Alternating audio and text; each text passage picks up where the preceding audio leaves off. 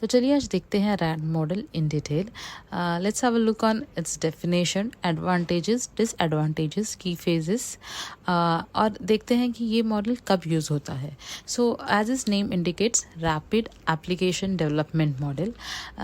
ये model quick development है जिसमें आपको बहुत ही हाई क्वालिटी सॉल्यूशन दिया जाता है with more involvement of your stake holder.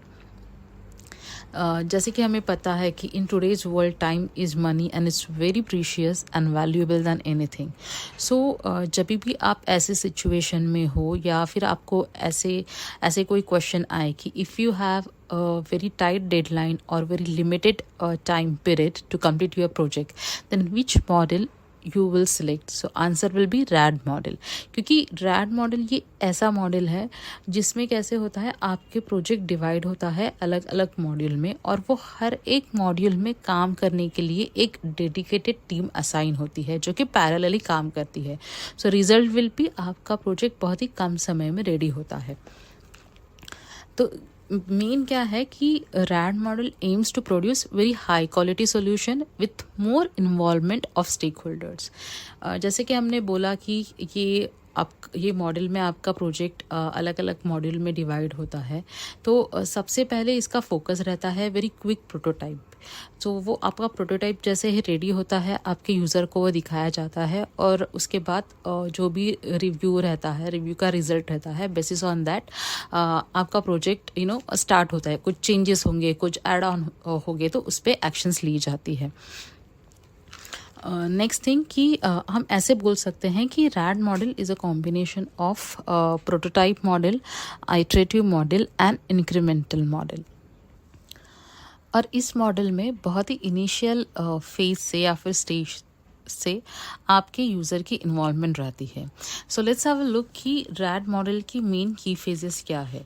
So the first phase is like business modelling, उसके बाद आता है डिज़ाइन मॉडल, उसके बाद आता है प्रोसेस मॉडलिंग, उसके बाद आता है एप्लीकेशन मॉडलिंग और उसके बाद आता है testing turnover. So let's have a look in detail. So we can say that कि business model is nothing but a requirement gathering phase.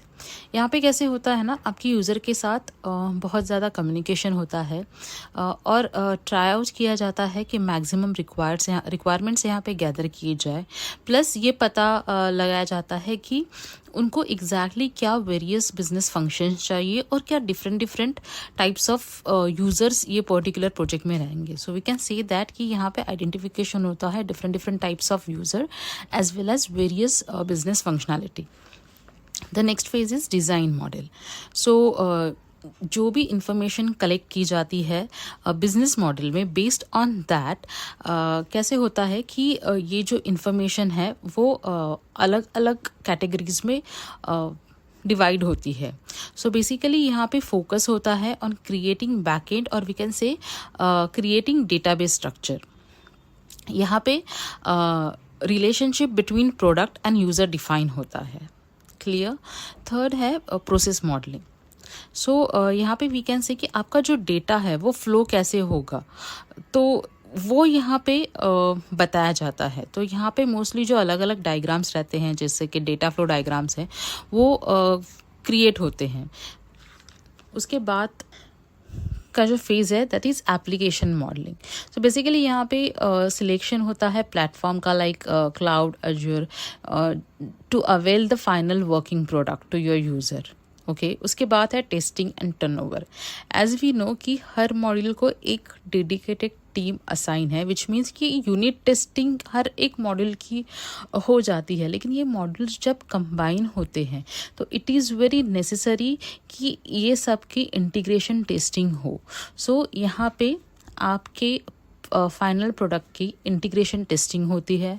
उसके बाद आपका जो भी डिप्लॉयमेंट है वो यहाँ पे होता है।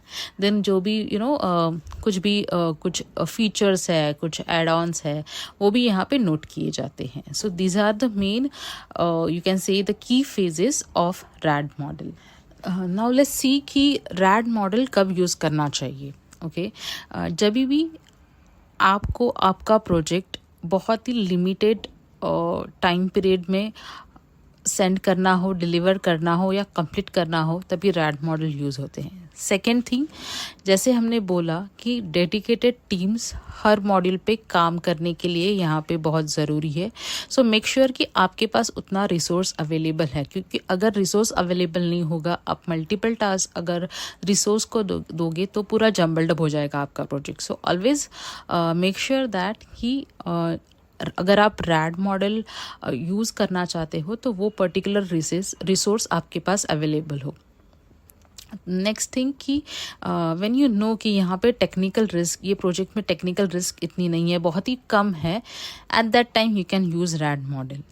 ओके, और सबसे इम्पॉर्टेंट चीज़, when you have a very clear requirement details, your requirements are stable, तभी आपको रैड मॉडल यूज़ करना है। और as we know, small to medium size के प्रोजेक्ट के लिए रैड मॉडल यूज़ होता है। Now let's have a look on the advantages and disadvantages of RAD model. Okay, सबसे पहला एडवांटेज है कि जैसे कि ये रैपिड डेवलपमेंट मॉडल है, तो यहाँ पे कैसे होता है, मोस्टली रिसाइकलिंग ऑफ कंपोनेंट होता है, विच मीन्स अगर कुछ एग्जिस्टिंग प्रोग्रामिंग कंपोनेंट की एग्जिस्टिंग प्रोग्रामिंग आपके पास है तो वो यूज़ की जाती है, या फिर समटाइम्स रीयूजेबल कंपोनेंट्स जब भी ज़रूरी है तभी क्रिएट किए जाते हैं, which reduce your development time, which revise the existing component. Clear?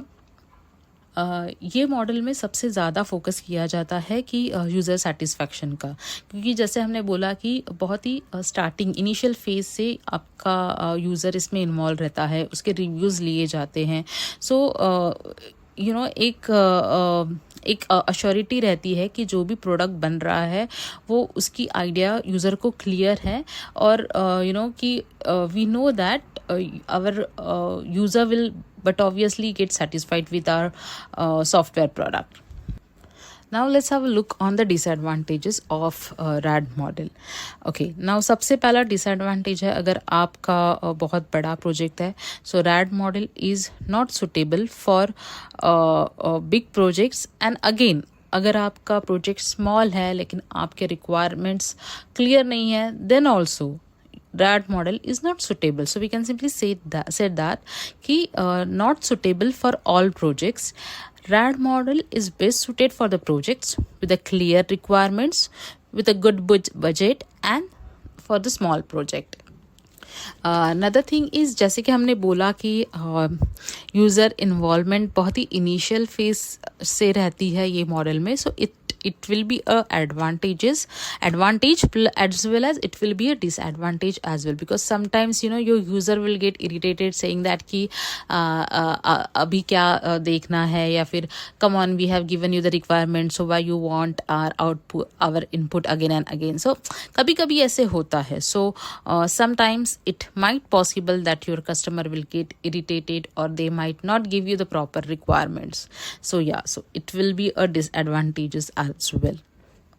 कभी कभी ऐसे चांस भी रहते हैं कि अगर आपका कोई रीयूजेबल कंपोनेंट है, अगर वो उसका एब्सेंस हो, वो अवेलेबल नहीं हो, तो there will be a chances of failure of your project. Second thing कि दिस मॉडल, मतलब अगर आप ये मॉडल यूज़ कर रहे हो तो बट ऑब्वियसली इसका बजट बहुत हाई होता है प्रोजेक्ट का, क्योंकि ऐसे हैं आपको मैन पावर ज़्यादा लगती है और आपको स्किल्ड मैन पावर लगती है, because you cannot invest your time to train your team और टीममेट्स, क्योंकि ऑलरेडी आपके पास टाइम क्रंच है. सो बट ऑब्वियसली आपको बहुत ही स्किल्ड प्रोफेशनल्स लगेंगी. Okay, so this is all about RAD model. So let's have a quick look with a very short diagram. So we can see that RAD model initiate with the communication with your customer, where you gather all the requirement, you decide the user role, you decide the different types of functionality, then you do a planning, then you assign a teams to work on each module which you have planned, and finally you simply do the integration testing and deploy your final products.